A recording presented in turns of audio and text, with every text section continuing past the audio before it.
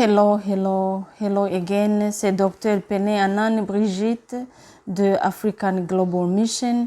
Et c'est notre programme Hope for Africa, l'espoir pour l'Afrique. Dans le cadre de continuer la formation de l'ouvrier de la dernière heure, nous allons porter l'attention aux multiples questions qui sont posées en classe dans notre école de l'ouvrier de la dernière heure, l'école du ministère de AGM. Aujourd'hui, nous allons aborder un sujet qui ne touche pas la Côte d'Ivoire comme un pays, mais un sujet qui touche l'Afrique francophone dans l'ensemble. Et c'est ce sujet que nous avons considéré comme un cafouillage du siècle. Vous pouvez vous poser la question, c'est quoi ce cafouillage? Tout le monde est devenu pasteur. Dans l'Afrique francophone, on pense que l'œuvre de Dieu, c'est être pasteur, c'est être établi sur une bergerie. Ce n'est pas ça seulement. L'œuvre de Dieu n'est pas seulement d'être pasteur. Voilà ce que le pasteur. Un pasteur, c'est un berger qui est assis dans une bergerie, un berger qui est appelé à nourrir et à surveiller les brebis de l'Éternel. Aujourd'hui, dans l'Afrique francophone, ce cafouillage cause un grand problème pour le ministère pastoral, l'œuvre du pasteur. Nous trouvons les apôtres qui sont assis dans les temples comme pasteurs. Nous trouvons les évangélistes qui sont aussi assis dans des églises comme pasteurs. Nous voyons aussi les prophètes qui ont des fidèles communément appelés les brebis, qui sont aussi assis comme des pasteurs. Ce problème rend l'œuvre du pasteur difficile parce qu'il y a beaucoup de compétition, il y a beaucoup de pots de banane, il y a des jalousies, il y a des haines et tout ça rend l'œuvre que nous avons été appelés à faire difficile.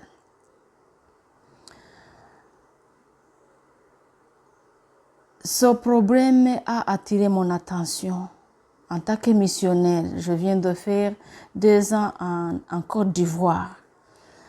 Au début, j'ai écrit que le fait qu'il y a beaucoup d'églises partout, disons, dans un quartier, tu peux trouver beaucoup d'églises que même les habitations.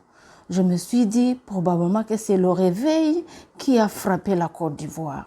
J'ai commencé à visiter les églises locales.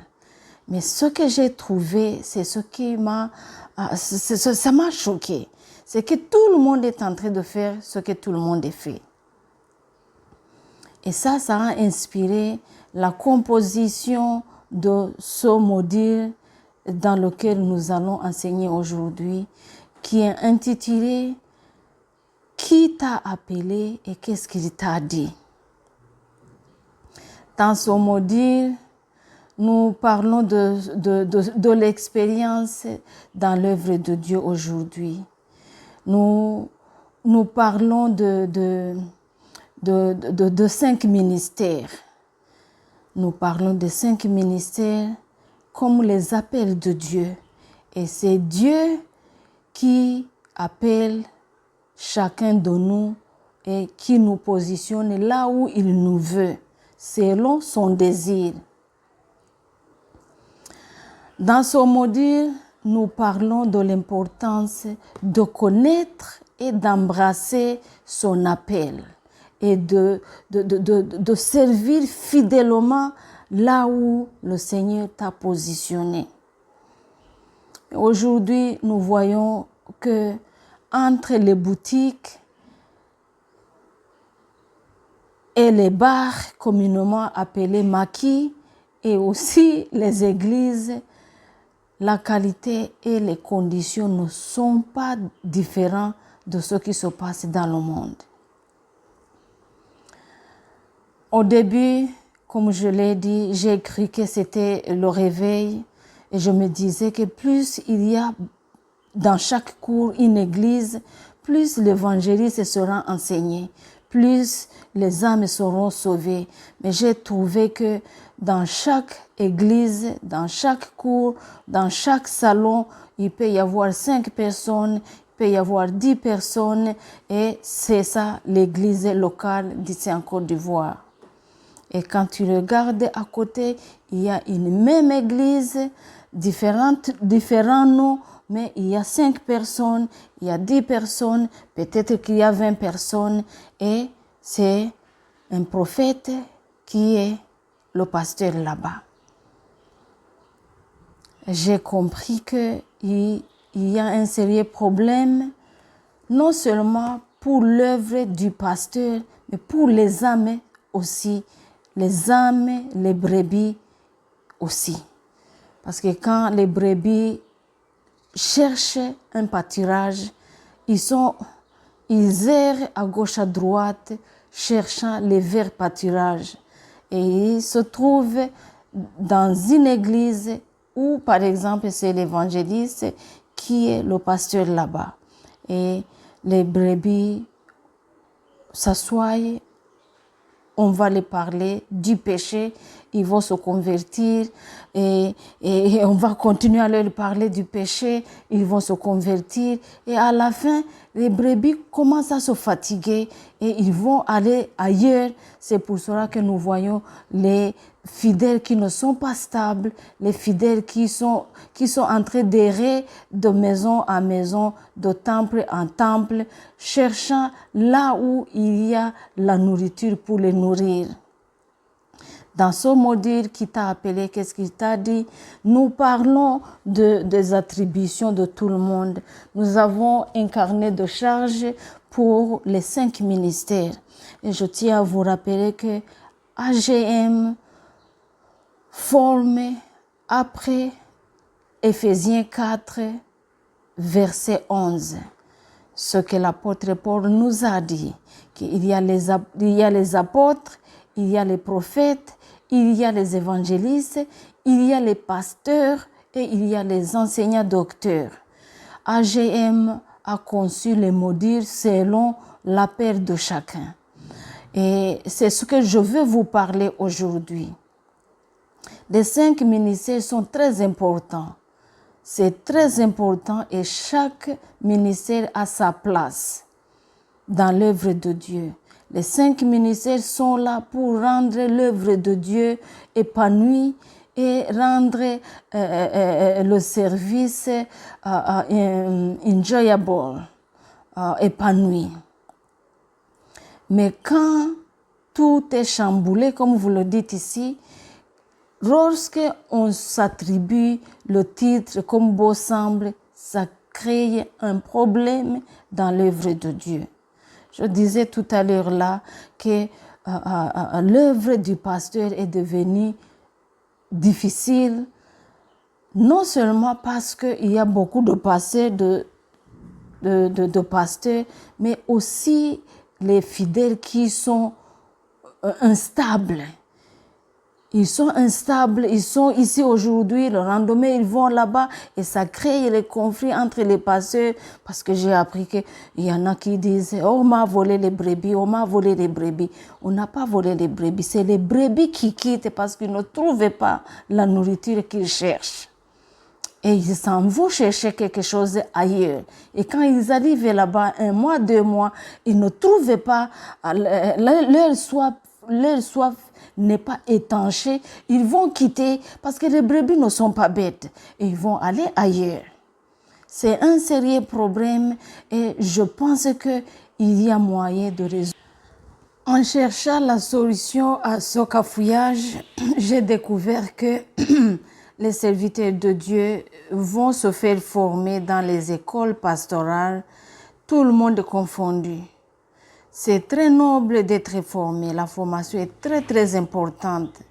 Mais les centres de formation ne sont pas des moules dans lesquels tout le monde passe et tout le monde devient comme tout le monde. Parce que si il y a 5 ministères, il faut qu'il y ait une différence entre les 5 ministères. L'apôtre doit être formé comme un apôtre, le prophète doit être formé comme un prophète, et l'évangéliste comme un évangéliste, un pasteur aussi doit être formé comme un pasteur. Parce que si l'apôtre est assis dans la bergerie comme un pasteur, qui va bâtir les églises, qui va former les pasteurs et les ouvriers locaux? Si l'évangéliste est assis comme un pasteur dans une bergerie, dans un temple, qui va gagner les âmes qui sont perdues sur la rue? Et où se trouve la place du prophète dans tout ça? Je tiens à demander à ce que les centres de formation puissent faire la différence pour que chaque appel, que chaque ouvrier soit formé et disciplé d'une façon appropriée. Et j'ai trouvé que c'est pour cela que tout le monde sort de l'école théologique et pastorale et tout le monde devient pasteur parce que c'est ce qu'on les a appris à faire. Et ça, c'est la raison, c'est la racine de ce problème que nous avons aujourd'hui dans l'œuvre de Dieu.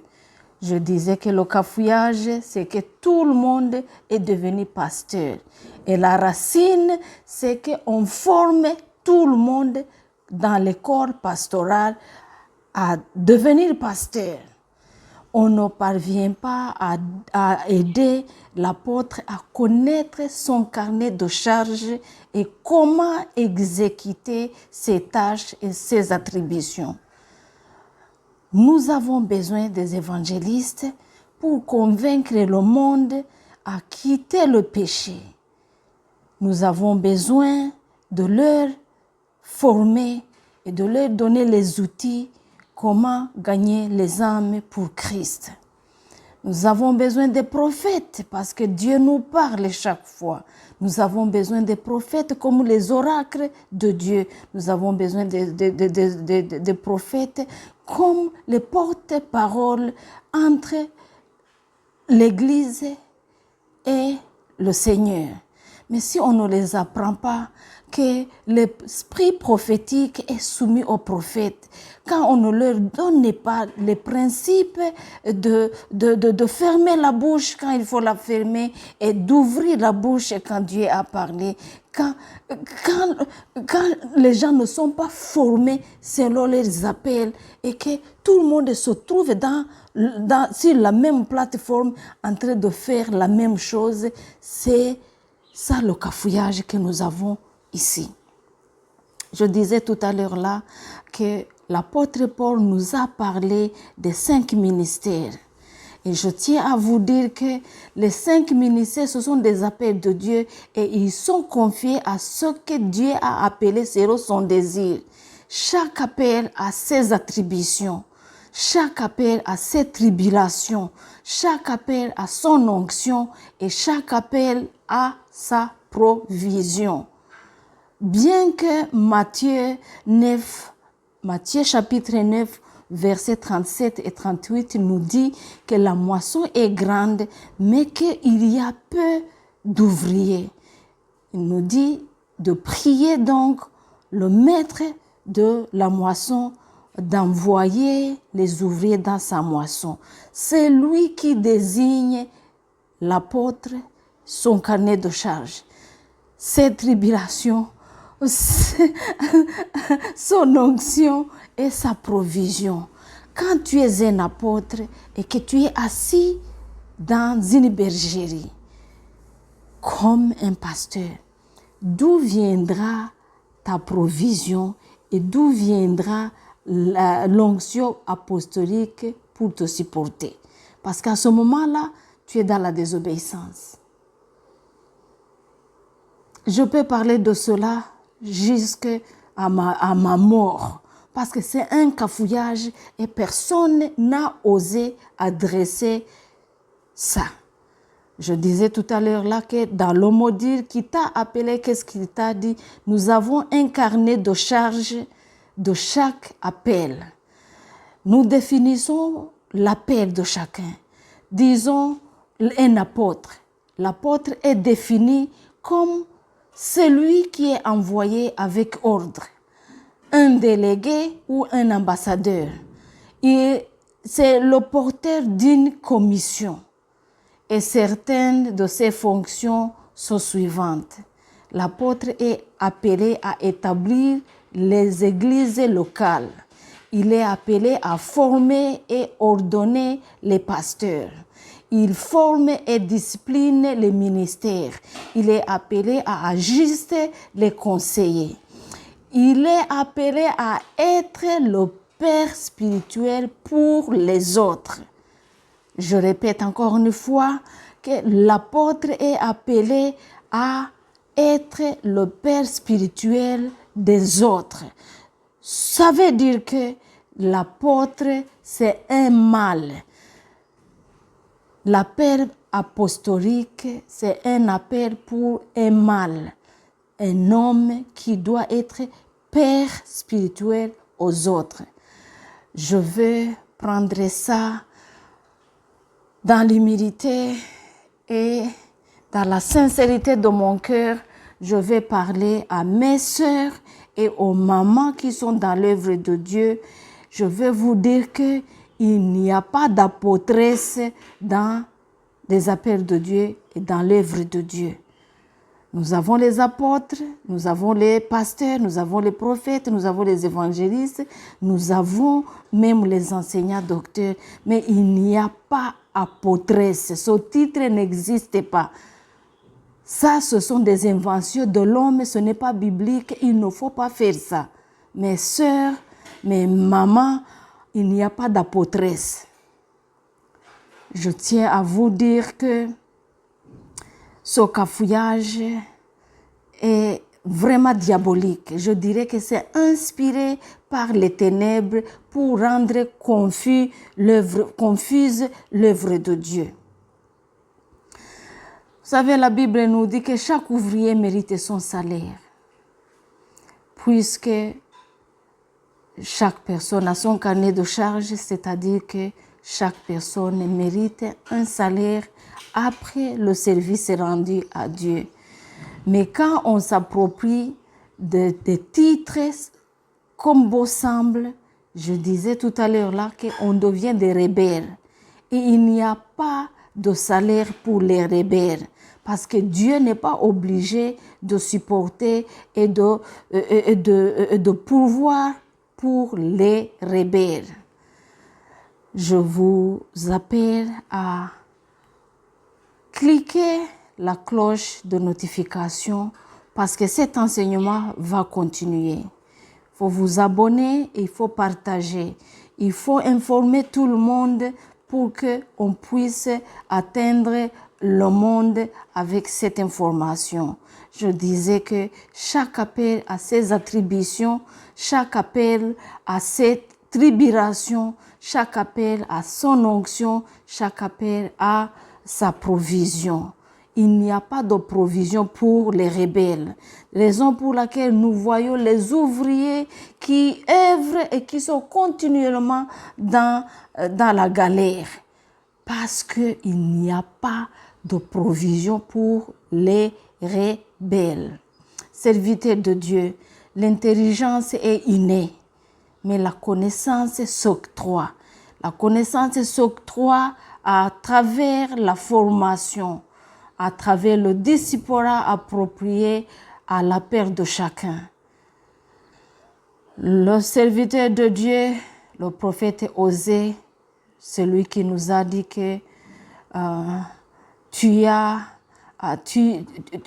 puisque tu as rejeté la connaissance, je te rejetterai aussi. Je te rejetterai de mon sacerdoce, c'est-à-dire je te rejetterai aussi de mon service. C'est un avertissement à tout le monde qui désobéit l'appel de Dieu. Quand tu quand tu abandonnes, disons, quand tu rejettes ton appel et tu vas prendre les attributions et les tâches qui ne te sont pas été attribuées, tu es dans la désobéissance. Parce que tu as rejeté ce qui t'a été confié et tu as pris ce qui ne t'a pas été confié, ce qui cause le désordre là où tu t'es positionné.